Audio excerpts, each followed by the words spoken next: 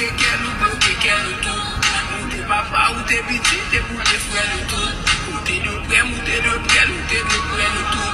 Ou après t'en qu'aime pas qu'on vous qu'aime, mais on va manquer de tout. Fait des sous moins clairs, ou mettez sous bon chimé. Yo qu'a dit les contre messagers sous papier, mais.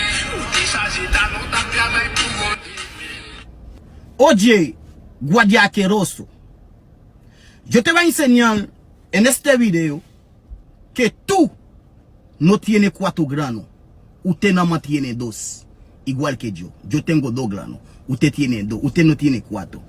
Yo te voy a enseñar en este video que tú, así mismo que usted puede romper la bandera haitiana, y yo también puedo romper la tuya. Observa eso.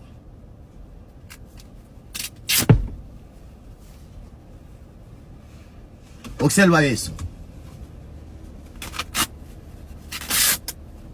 Observa.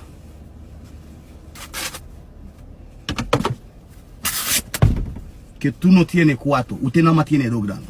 Ahora, yo te voy a hacer una pregunta a ti. ¿Tú estás en guerra con los haitianos? ¿Con quién tú estás en guerra? Tú di que te sientes confortable de que rompiendo una bandera de otro país. ¿Tú estás en guerra con quién? Usted es un asqueroso. Oíste, usted es un cobarde. Yo te voy a apuestar que tú no vas a poder de que romper una bandera americana. Si fuera un civil, un dominicano normal, no pasó nada. Pero usted, con vestido de guardia, de que rompiendo una bandera de otro país, tú estás en guerra. ¿Tú estás en guerra con quién? Usted es un cobarde. Usted es un asqueroso, usted es un sucio, usted es un come mierda, usted es un singatumay, usted es un come mierda, usted es un la gran puta, usted es un maldita madre. Eso es lo que tú eres. Ahora yo te voy a decir una cosa. ¿Tú ves esa bandera? Esa bandera de Haití. Tú ves, mírala bien. Esa bandera de Haití, tú estás humillando ahora. Esa bandera que tú estás rompiendo ahora. Oye, esa bandera fue que te salvó. Esa bandera fue que te puse en ese puesto ahí. Esa bandera fue que te salvó abajo de los españoles. Los españoles te tenían ahí. Fue nosotros haitianos que te puse en ese puesto ahí. Ahora tú estás humillando esa bandera. Ahora tú estás rompiendo esa bandera. Ahora tú estás botando a los haitianos. Entonces los españoles tú lo tenías ahí. Usted es una malagradecido. Ese fue lo que tú eres. Oye, usted es un cobarde. ¿Usted está en guerra con quién? Usted está rompiendo una bandera de otro país. ¿Usted está en guerra con quién? Con Haití, cobarde. Esa sí es verdad que tú vas a hallar muchos dominicanos a tu lado. Pero tú sabes cuáles son los dominicanos que van a tu lado. Los dominicanos que no saben leer como tú.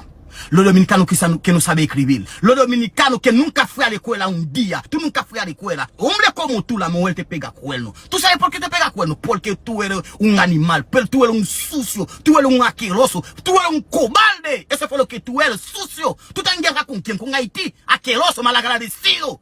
Nosotros haitianos te pusimos ahí en ese puesto. Sucio, asqueroso. Yo quisiera que se arma una guerra de verdad, coño, para agarrarte yo con mi mano, coño, picarte los granos, y picarte bien picado y ensazonante, y hacer tu barbecue contigo, sucio, asqueroso, con la jet, maman, gade, caca.